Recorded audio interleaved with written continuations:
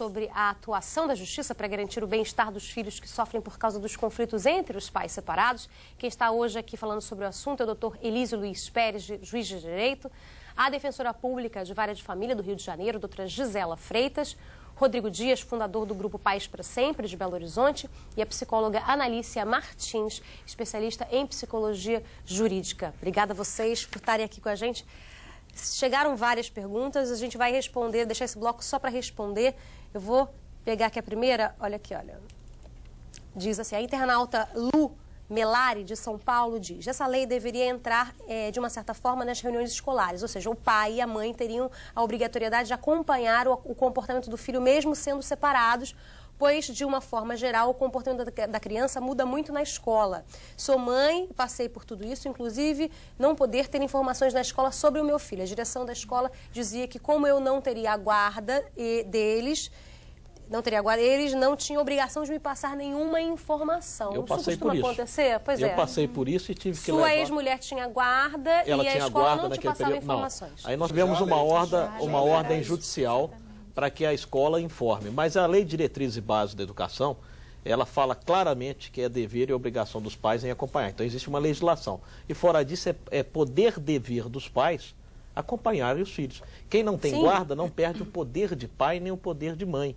Continua com as mesmas responsabilidades. Quer dizer, de certa forma, a lei da guarda compartilhada, assim como a lei da alienação parental, só coloca lá no papel exatamente o que deveria acontecer, mesmo que ela não existisse, né? Quer dizer, a lei da guarda compartilhada estabelece que ambos os genitores têm direito de tomar decisões juntos sobre a vida do filho, só que a lei da guarda compartilhada põe isso no papel.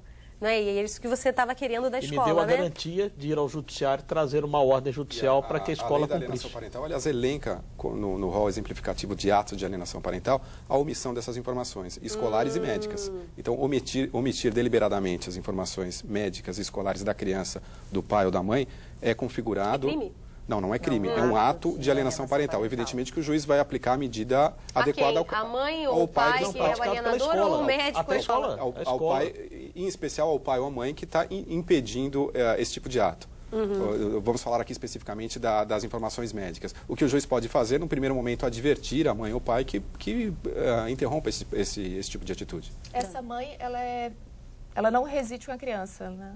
Pelo que a gente pode perceber que ela disse não. Eu gostaria, então, de assinalar, né, um dado que nós temos com as pesquisas sobre essa temática de separação e guarda de filhos, né, é que, independentemente de ser pai ou mãe, né, na categoria de visitante, né, os pais detestam essa nomenclatura visitante, né, a gente chama, então, de genitor não residente, é que esse genitor, independente de ser pai ou mãe, ele é afastado, acaba ficando afastado da convivência, porque o genitor guardião ele fica num lugar de como quem detém todo o poder sobre o controle, a vida da criança. Então, o que as pesquisas colocam é que esse afastamento ou esse poder exacerbado do guardião não é uma questão de gênero, mas sim essas categorias sociais que foram construídas a partir do momento que se estabeleceu que ao ser dada a separação, você vai ter um guardião e um visitante.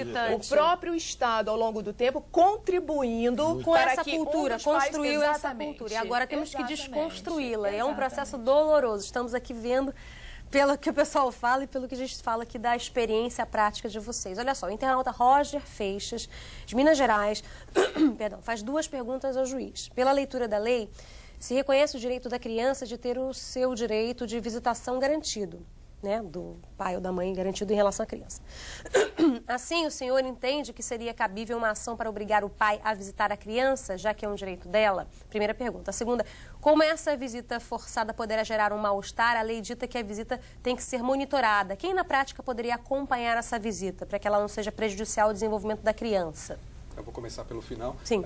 Essa hipótese da visita monitorada é estabelecida para aqueles casos em que existe uma acusação contra o pai ou contra a mãe. Os casos clássicos aí são de acusação de abuso sexual contra a criança. Evidentemente que ninguém defende que a parentalidade seja exercida dessa forma, de forma monitorada.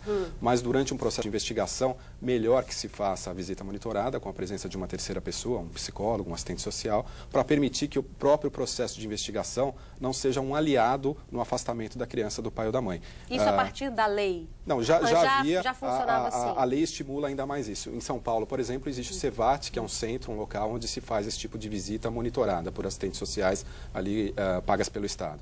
Com relação à primeira questão, que era a hipótese do pai não querer ver a criança, não é propriamente o caso de alienação parental. É toda aquela discussão acerca de abandono afetivo. Existem as duas correntes, aí há quem defenda que o pai deve ser obrigado a visitar, e inclusive há projeto de lei nesse sentido. Do meu ponto de vista, há algum problema aí em se obrigar o exercício do afeto. Me parece, esses projetos de lei que estabelecem essa obrigatoriedade, essa penalidade por abandono, tem um efeito importante didático, de alertar o pai ou a mãe da importância para a formação da criança da presença daquele pai ou mãe. Mas não sei até que ponto pode se obrigar alguém a sentir afeto. Então, dar carinho e tal. Há várias ações da justiça, inclusive, né? De filhos. O ponto maior é que isso pode se reverter contra o próprio filho. Essa é a questão. Porque teve uma época que eu acreditei que eu poderia entrar com execução de obrigação de fazer, pedindo combinação de multa diária. Mas depois de eu refletir melhor, eu falei, mas que visita vai ser essa? Qual é a qualidade da visita, né? Para essa criança vai ser um castigo. Desse tipo, quando o genitor... fixando... Quando o conflito não mas é muito outras... grande, chegou ao Supremo e foi... Mas há outras ações em que o filho já crescido entra na justiça contra o pai por falta de afeto, situação, né? Mas aí, pelo menos, é uma forma que você pode até pensar em compor de alguma forma aquele dano. Não vai resolver a questão do afeto, obviamente, mas de alguma forma você pode... indenizar, entre aspas, aquele filho. Agora, essa visita, então, teve um momento da minha carreira profissional que eu pensei nisso. Não, mas quando o pai não quer visitar de jeito nenhum, que benefício vai trazer para a criança? Vai ser punido, vai ser um castigo, vai ser uma visita ruim, talvez traga até mais malefícios, já não sei. Para a criança.